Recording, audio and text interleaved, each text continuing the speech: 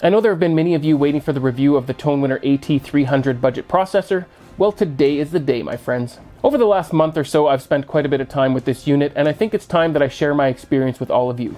I'm Barrett, this is Spec Tech, welcome to the channel. But before we get into this review, I just want to lay a few things out just to make sure that we're all on the same page. I'm not going to sit here and tell you guys that the Tonewinner beats something like the Anthem AVM70 that I currently have in my rack, which is 3 times the cost. I know that there were some of you that wanted me to compare the Anthem to the Tonewinner processor, and if there is more of you out there, make sure to drop your comments down below. I didn't think it would be fair to automatically jump to something like the Anthem AVM70, which is about triple the cost of the Tonewinner. Instead, I know that you guys do like comparisons, so I decided to compare it to the Marantz AV7706 that I had before. Even though it is still just over double the cost of the Tonewinner, it is at least a little bit more fair. So when we do get to the comparison part of the video, make sure that you are keeping in mind that the Marantz is over double the cost of the Tonewinner. But hopefully you guys have come to know that here at Spec Tech, I do try to be 100% honest with you guys. All right, now with all that out of the way, let's get into this review. We're going to talk price, we're going to talk specs, we're going to talk build quality, and then we'll talk performance and sound quality, and then I'll give you guys my final thoughts. And yes, of course, we will be doing demos as well. So when I am in the comparison portion of this video, I will be doing the Tonewinner versus the Marantz, and then playing the same sound clip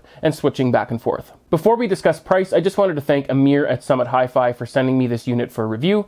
I've been doing business with Amir at Summit Hi-Fi long before I had any Facebook groups or this YouTube channel, and I must say, guys, he's always done right by me. His customer service really is second to none. Okay, so let's talk pricing now. The current temporary promotional pricing for the Tonewinner AT300 will be $1,199 US, and that will be valid for 30 days. After 30 days, the pricing will go to $1,299 US. But I will remind you that it's always best to check the current pricing using the Summit Hi-Fi link down in the description, because you could be watching this video a year down the road and pricing may have changed. But in addition to the promotional pricing for the Tonewinner AT300, Amir has put together a special treat for the promotional period of this processor. Summit Hi-Fi also recently released the Tonewinner AD7706 7-channel amplifier with a linear power supply and 150 watts per channel, and it is currently only available as a package deal with the AT300 processor. Amir has decided to offer 2 budget-friendly packages during this promotional period. The first package is the AT300 processor along with one of the 7-channel amps, and that will go for $2,248 US. And the second package is the AT300 processor along with 2 of the 7-channel amplifiers, and that will go for $3,297 US. Again, this is only during the promotional period of this processor, so make sure you check the links down below in the description for current pricing. And with the purchase of any AT300, regardless if it's a package or just the unit itself, you will get a room calibration kit included. I believe this is a fantastic price for anybody looking at getting into the budget segment of separates. For anybody interested, just check the links down below and contact Summit Hi-Fi. Really quick before we get into the specs, if you guys are into this sort of thing, make sure you subscribe, tick the bell icon if you do subscribe, and please take just 1 second out of your day to click the like button down below. It takes you no time, but I really do appreciate it. Now let me know how much everything costs. Let's talk about some of the basic specs of the AT300. I did cover this in more detail in my first impression video, which I'll link in the top right hand corner, as well as down in the description below. In my first impression video, I did cover all of the connections on the back of this unit, so we're not going to cover that again today just to save a little time. One thing that I wanted to point out, and something that I've actually really come to like, is that this unit is not very tall at all. It's only 3.35 inches tall, 12.75 inches deep, and 17 inches wide, which means it fits in pretty much any shelf or any cabinet. And with this unit being so small, I do find that it seems to stay cooler because it's not cramped inside the shelf or cabinet, but at the same time, because it's so short, it makes it super easy to put fans on top to help keep it cool, just to be safe. For me personally, I use an AC Infinity USB thermostat along with 2 AC Infinity S2 fans. I'll drop links down below if you guys are interested in checking those out. Alright, so moving along with the specs, the AT300 is a 16-channel processor, which has 13 speaker channels and 3 subwoofer channels. This processor can handle up to 6 height channels or up to 9 floor speakers, so it can handle configurations like a 9.3.4 or a 7.3.6 or anything in between. An important thing to remember is that there's only one XLR connection for subwoofers. The other 2 subwoofers are connected through RCAs in the RCA pre-out section. This unit can handle 4K 60 Hz with its HDMI 2.0, and for HDR, it currently does handle Dolby Vision as well as HDR10. HDR10 Plus is planned to be added for the future. It also handles Dolby Atmos as well as DTS:X and is backwards compatible with all the previous iterations of those sound formats. And yes, the AT300 also does support upmixing. Music can be streamed over Bluetooth, or you can use the rear micro SD card slot, which supports many different sound formats, including lossless. The menu is available through the front display of the unit, as well as through an on-screen display, which will show up on your TV or your projector. From here forward, we'll just refer to it as an OSD. The OSD is very straightforward and easy to navigate. Yes, it can look a little little basic and a little dated, but at the same time, the Anthem AVM70 is 3 times the cost, and its OSD is even more basic. I would like to see updated and cleaner OSDs, but if we aren't getting them with the more expensive units, it isn't fair to expect it from a budget unit. At the same time, it does seem that a lot of units are heading towards the web UI versus an on-screen display. Moving along to the room calibration, the Tonewinner AT300 does have room calibration that was developed by Tonewinner. I know that that may be a disappointment for some, but at the same time, this is a budget unit, so we can't expect it to compete with the likes of Dirac, Arc, or Odyssey XT32. Full disclosure, if you are looking for world-class room calibration software, this probably isn't it. Normally, you are going to have to spend significantly more money to get those higher tier softwares. Although I must admit that the room calibration microphone with the AT300 looks to be much better quality than a lot of the room calibration mics that come with other units. So the room calibration software with the AT300 does work, and it actually does seem to do a pretty good job. Even if you just want to have the levels and the distances automatically set with the room calibration software without any EQing, that can be done as well through the room calibration software, and I did find that even just using those two things did improve the sound significantly. After running the room calibration EQ, I did find that the sound was slightly more detailed and a little bit more clear, but not that I was ever disappointed prior to the auto EQ either. And as I stated earlier, there is a manual EQ as well for those that like to tweak things on their own. Although I would recommend allowing the unit to auto set the distances as well as the levels. So moving along, let's discuss the build quality of this unit, and this is something that I feel that Tonewinner did absolutely right here. Although it's nothing too special, the entire chassis is made from metal, and the front plate is actually a nice thick piece of brushed aluminum. The build quality definitely punches above its price point in my opinion, and I don't think that this looks at all like a budget unit, or what you might have in your mind what a budget unit should look like. All of the ports seem rock solid, none of them seem sloppy or loose, and the remote seems well built enough, with a nice solid click when pressing the buttons. In my first impression and reveal video, I did discuss that this is the international version and that they were working on a North American version that would have only English lettering on the back, as well as removing the professional processor wording on the front of the panel. Unfortunately, I have been told that due to certifications and legalities, they do have to have both languages on the back, but they still will be removing the professional processor wording on the front of the panel just to clean it up a little bit. But all of the units will be shipping with the latest firmware and calibration files installed. And while we're on the topic of firmware, Tonewinner does seem deadly serious about working out any bugs on this unit. While I've had this unit over the last month or so, I've actually received 2 firmware updates that fix some of the initial bugs. I don't want to brand bash or compare brands here, but I will allude to the fact that they do seem to fix bugs sooner than some of the other brands that I've dealt with, and we'll leave it at that. Judging by how they've handled firmware and updates up until this point, I don't feel that there's anything to be concerned about with the future of this unit. Alright guys, there's not much more that I can talk about regarding build quality. It does seem well built enough. I didn't have any major issues with anything, and I do like that thick piece of brushed aluminum on the front of the panel. It does make it look like a much more expensive unit than what it is. So we've covered the price and some basic specs as well as the build quality. Well, now it's time to cover what really matters for a unit like this, and that is the performance and sound quality. First, let me quickly cover the video aspect of this unit. There's not much to discuss here, guys. I watched several movies, several movie demos, and played quite a bit of Call of Duty using this unit, and I never noticed anything worth pointing out, other than the fact that video quality seems identical to the units that I've used before this one. I did experience one brief handshake issue, which Tonewinner quickly released an update for, which seems to have fixed the issue. While we're on the topic of updates, I might as well quickly explain to you guys how to update this unit. It is super simple. You may remember from the reveal and first impression video that this unit does not have Wi-Fi, and it doesn't, but that doesn't mean that updates are difficult. All you need to do is get the updated firmware from Summit Hi-Fi,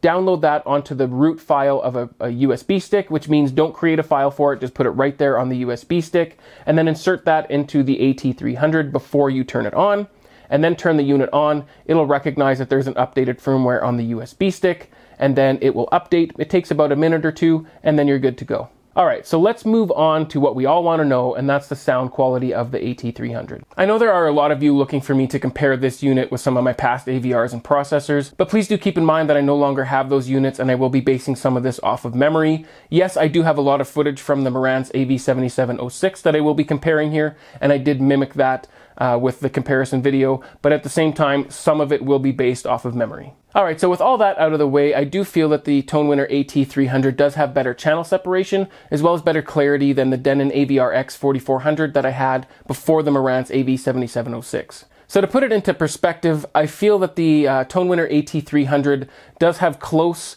clarity as well as channel separation to the Marantz AV7706. But at the same time, it wouldn't be fair to Marantz for me to say that the AT300 matches it in all things, but it's not too far off in my opinion.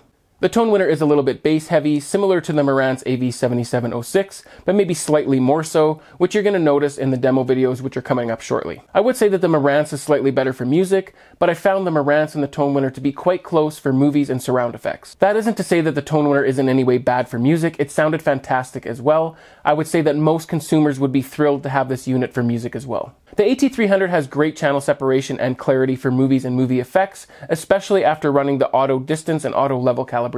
Now it's time for you guys to experience it for yourself. We've come to the part in the video where we're going to do some demos and comparisons, but as always, that comes with a disclaimer. And the disclaimer is that my recording equipment, my room, as well as the device that you're listening on are all going to greatly affect the sound, so it's not an accurate depiction of what I'm hearing in my room. Now that we got that out of the way, I'm going to play some demos and switch back and forth between the Marantz and the Tonewinner, and I'll have each one labeled so you know which one is playing. I used a sine wave generator to level match both of these units at the main listening position, so all is fair when it comes to volume. But full disclosure guys, these recordings were not taken on the exact same day, although I was using the same recording equipment, the same microphone, and I did try to place the camera in the exact same location. I was using a different lens though, so the aspect ratio for the Tonewinner will be closer up than the Marantz, but that doesn't mean the camera was closer up, it was just simply a different lens. And in similar fashion to my Anthem versus Marantz video, I will not be using room calibration in these comparisons, so Odyssey was not turned on the Marantz, and the Tonewinner room calibration software was not being used on the Tonewinner.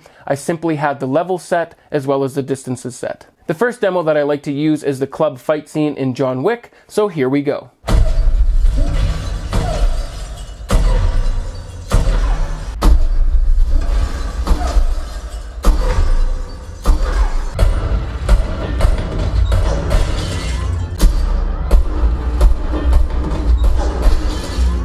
In this demo, I did notice that both units are a little bit bass heavy, the Tonewinner being a little bit more so, but of course this is something that can easily be adjusted if you want more or less bass. With the Tonewinner being a little bit more bass heavy, I did find that the Tonewinner had a little bit more of a hard thump with the gunshots, which I did actually prefer in this scene. That being said, I do feel that both of these units were quite close in sound here, which just reinforces my first impression that the clarity and channel separation between these two units is pretty similar. But let's move on to the second demo, which is a Dolby demo called Atmospheric.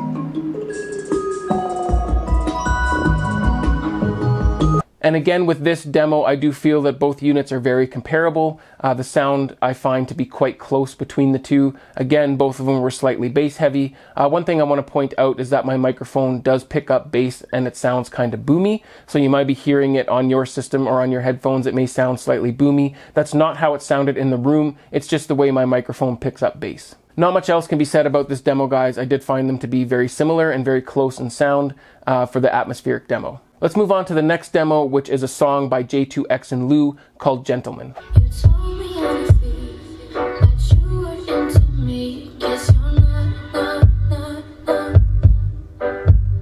I didn't. You told me honestly that you were into me. Guess you're not. I didn't realize your words are full of lies, not what I thought.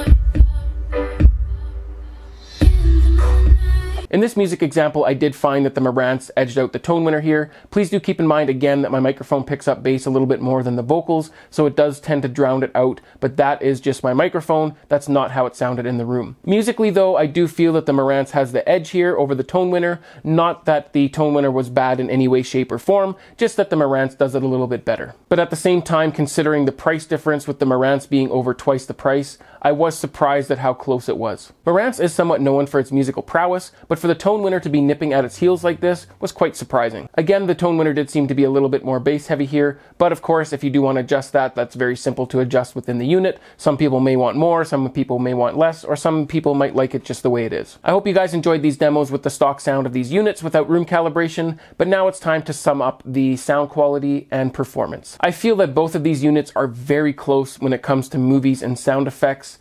It was actually difficult to point out differences other than one being slightly more bass heavy than the other. When it came to the clarity and channel separation of the effects itself, I did find them to be extremely close. The one main thing that I was able to notice between the movie scenes was actually that the Tonewinner had more of a thump to the gunshots, which I found a little bit more pleasing for that sound effect in particular over the Marantz. And then when it comes to music, as we previously discussed, the Marantz does seem to edge out the Tonewinner there. It is somewhat known for its musical prowess. So in this aspect, I do feel that the Marantz is better than the Tonewinner. But again, considering the price of the Tonewinner, it is not too far behind, and it sounds fantastic as well for music. In my opinion, the majority of people out there would be very happy with the sound quality of either of these units. Which brings me to my final thoughts on the Tonewinner AT300. But real quick before we get into that, please consider subscribing, and if you do, tick the bell icon, and please take just 1 second out of your day to click the like button down below. It takes you no time, but I really do appreciate it. So my final thoughts on the Tonewinner AT300 goes a little something like this. For the price of this unit and what it offers, I feel it is a fantastic unit for those looking at getting into separates at a great price. Of course, there are better processors out there, but for the most part, you are going to be paying at least twice as much, if not 3 times as much for those processors. And as we found out in the demos, this little Tonewinner unit is coming out with its A game. Combine that with 2 of the Tonewinner 7-channel amplifiers that Summit Hi-Fi is offering, and you have one heck of a package that is close to the same price as just a processor from one of the other brands. Let's be real here for a second. $1,199 US for a 16-channel processor is nothing to sneeze at. And I, for one, am all for new competition entering the market to keep things interesting, to keep prices low, and I'm hoping that other brands will follow suit. For the price of the Tonewinner, it may not offer every bell and whistle that some of the more expensive brands are offering, but I never felt like I was lacking anything while using this as my everyday processor. I do believe that the budget processor segment got a little bit more interesting with the addition of the Tonewinner AT300. Remember to enjoy your systems. I'll see you on the next one. Cheers.